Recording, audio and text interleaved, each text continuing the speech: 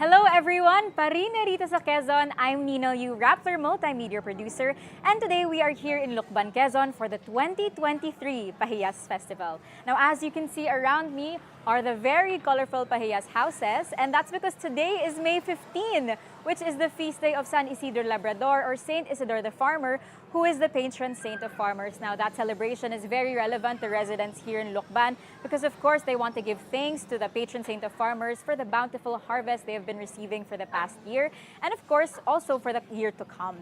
But actually the celebration began earlier this morning at the parish church or Lucban Church, which is also known as San Luis Obispo de Tolosa Parish Church. It began with a mass over there at around 6 a.m. and afterwards the procession of the image of San Isidro Labrador and his wife Santa Maria Toribia began along this year's Pahiyas route. Now that's relevant, I say this year, because actually every year nag-iiba po yung ruta ng Pahiyas, and that's because so all residents here in Lucban have an equal opportunity to be blessed by the image of San Isidro Labrador. And that's important to them because as they say, ang mga bahay na mababasbasan ni San Isidro Labrador ay makakatanggap ng magandang ani sa susunod na taon. Kaya naman everyone wants to be a part of the Pahiyas celebration. And of course, who wouldn't be with this feast for both the eyes, the stomach of course also because Lucban is known for its delicious food. So it's really a treat to be able to visit here, which is known as one of the Philippines' most colorful festivals. Now actually, if you look here to my right, we will see the houses being decorated depending on the owner, but it's really made of lots of fruits, vegetables, different sorts of produce, even rice, as we can see. And residents really go all out when they participate in Pahiyas, not just also to say thanks to San Isidro, but actually it's also a competition. So the local government here and also various sponsors give prizes to the houses who participate, who really give their all and give their best to make sure that the celebration here in the town is as festive as it can be. And actually the celebration began in the beginning of May, not just today, May 15. Today is the actual feast day of San Isidro, but starting the month of May, May 1st, there were already numerous of activities lined up for the town for people to participate in, also open for tourists. So parades, competitions, concerts were also available and were happening all throughout the month. So it was really a great gathering to take part of. And now we're walking along one of the roads, or one of the streets rather, part of the Pahiyas route this year. And this is actually one of the streets na sobrang makukulay and magaganda yung mga bahay. And we can see it right in front of our eyes, actually, kung gaano kaganda yung mga display nila. If we look at this mini carriage, punong-puno ng gulay. Iba't ibang gulay ang decoration nila. O saan ka pa nakakita na gulay hindi kinakain, pinang-decorate? So ito, mga sile, mga talong, I believe this is upo.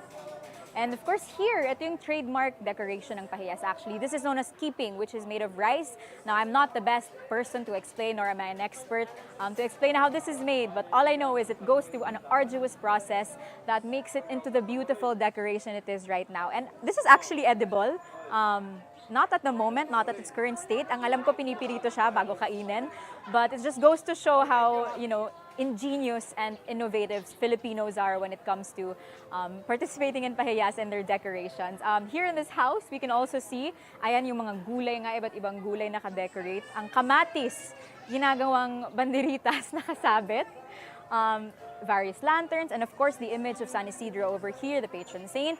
And if we zoom a little back, if we look at the facade of the house, this house in front of us, you will see that there's a sign, I Heart Pahiyas, which we do. We love Pahiyas because of how beautiful it really is.